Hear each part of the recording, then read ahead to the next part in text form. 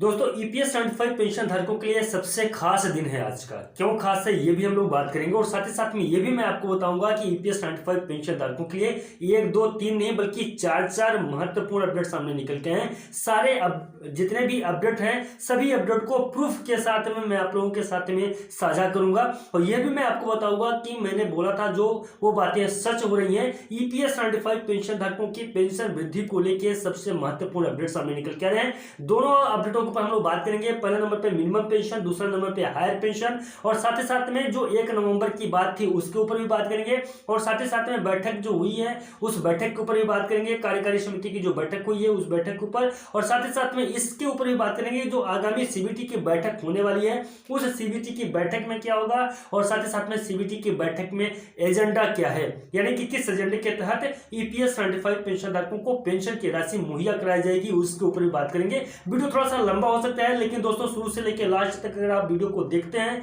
तो ही आपको वीडियो समझ में आएगा। मुख्य रूप से ईपीएस 75 पेंशन धारकों के बहुत सारी अपडेट है, टोटल 4 अपडेट है, पूर्ण रूप से आपको खुश कर देने वाली अपडेट है। तो चलिए दोस्तों देरी न करते हुए वीडियो को शुरू करते हैं। वीडियो को शुरू से लेकर लास्ट तक देखिएगा और एक जो रिक्वेस्ट हमारा रहता है कि चैनल को सब्सक्राइब, वीडियो को लाइक और साथ ही साथ में वीडियो को शेयर ये करना बिल्कुल मत भूलिएगा। नमस्कार दोस्तों, ओमी टेक्निकल यूट्यूब चैनल में आप सबका स्वागत है। वीडियो को शुरू करते हैं।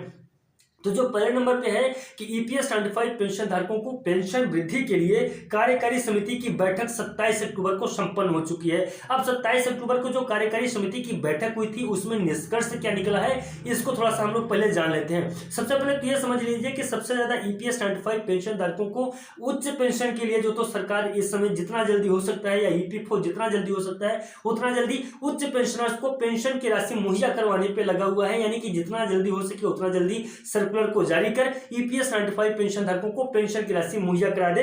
मुख्य रूप से कार्यकारी समिति में यही एजेंडा था।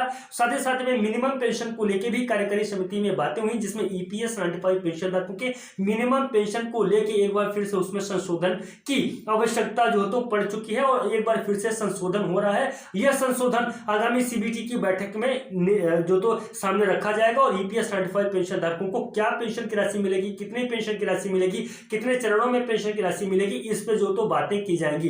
अब मैं आपको बता दूं कि 1 नवंबर को दरअसल 1 नवंबर को जो ईपीएस 75 पेंशन धारकों की तरफ से एक बड़ा सर्कुलर आने वाला है जिसमें ईपीएस 75 पेंशन धारकों को पेंशन की राशि में वृद्धि करवाने की बात की जा रही है। उसको लेकर क्या अपडेट है, सबसे पहले मैं आपको बता दूं कि 1 नवंबर को ही ईपीएफओ का स्थापना दिवस है जिसमें ईपीएस 75 पेंशन धारकों के पेंशन को लेकर जिस प्रकार के एक जो तो इतना बड़ा जो तो बात बनाया जा रहा है कि ईपीएस 75 पेंशन धारकों को पेंशन की राशि कम मिलेगी। जो सीबीटी के सदस्य हैं उनके द्वारा ईपीएस 75 पेंशन धारकों को फ्रंट में किया जा रहा है कि उनकी पेंशन को फटाफट से जल्दी से देकर निपटाया जाए। साथ ही साथ में सरकार के ऊपर भी प्रेशर है ईपीएस 75 पेंशन धारकों को पेंशन को लेकर बहुत ज्यादा। और इसमें सबसे महत्वपूर्ण बात यह है कि माननीय सुप्रीम कोर्ट की तरफ से जो फैसला आया था उस फैसला आने को 1 साल हो चुका है लेकिन ईपीएस 75 पेंशन धारकों को पेंशन में वृद्धि नहीं हो पाई है। तो यही मुख्य वजह है, मुख्य कारण है कि अभी जितना जल्दी हो सकता है उतना जल्दी ईपीएस 75 पेंशन धारकों को पेंशन की राशि मुहैया कराई जाए। तो 1 तारीख को ये यानी कि 1 नवंबर को ईपीएफओ का स्थापना दिवस है जहां पे इस चीज का सबसे ज्यादा जिक्र किया जाएगा कि ईपीएस 75 पेंशन धारकों को पेंशन की राशि जो तो सही समय पे उनको मौजूद करा दिया जाए। अब यहाँ पे हम बता देते हैं कि सीबीटी की बैठक कितने तारीख से है और सीबीटी की बैठक में किन किन बातों को रखा जाएगा।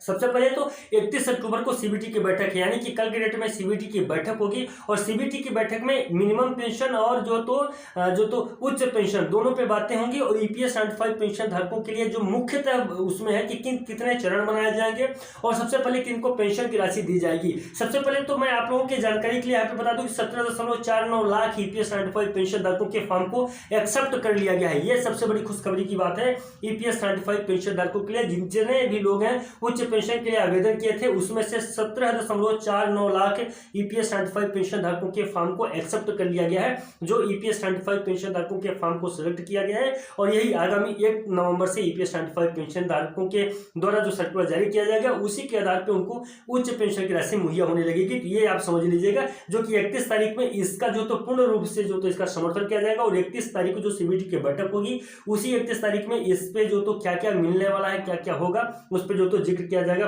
बात किया जाएगा।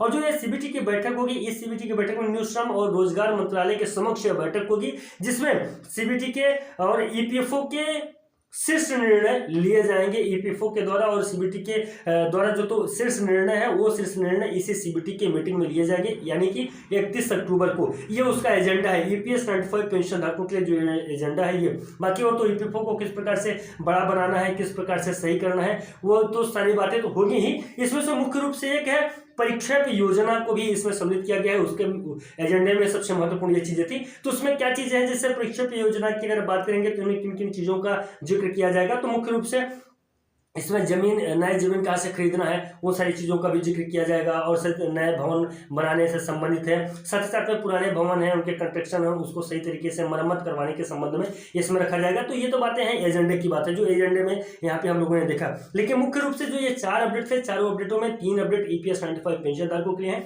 और तीनों के तीनों अपडेट काफी महत्वपूर्ण है। हालांकि इस अपडेट की पूरी जानकारी सत्यता के साथ में आपको हमारे व्हाट्सएप ग्रुप में मिल जाएगी, और व्हाट्सएप ग्रुप में आप अगर ज्वाइन नहीं किए तो फटाफट से ज्वाइन कर लीजिएगा, वहां पे संपूर्ण जानकारी आपको वहीं पे दे दी जाएगी। बाकी यहाँ पे जो 4 अपडेट थे, जिसमें से कार्यकारी समिति की बैठक हो चुकी है, जिसमें मुख्य रूप से ईपीएस 95 पेंशन धारकों को पूर्ण सपोर्ट, पूर्ण समर्थन किया गया है। 1 नवंबर ईपीएफओ का स्थापना दिवस है, इसलिए ईपीएस 95 पेंशन धारकों को पेंशन की राशि उसमें मुहैया होगी। सीबीटी की बैठक 31 अक्टूबर को संपन्न होगी। 31 अक्टूबर को देखा जाएगा कि ईपीएस 95 पेंशन धारकों के लिए क्या निष्कर्ष निकल के आता है। श्रम एवं रोजगार मंत्रालय के सामने यह बैठक की जाएगी, और जो तो निर्णय डिसीजन लिए जाएंगे। सबसे महत्वपूर्ण बात है कि जो आवेदन उच्च पेंशन के लिए ईपीएस 95 पेंशन धारकों के द्वारा 2 आवेदन दिए गए थे, उसमें से 17.49 लाख फॉर्म जो तो एक्सेप्ट कर लिया गया है ईपीएफओ के द्वारा, उसमें जो तो पेंशन की राशि दी जाएगी।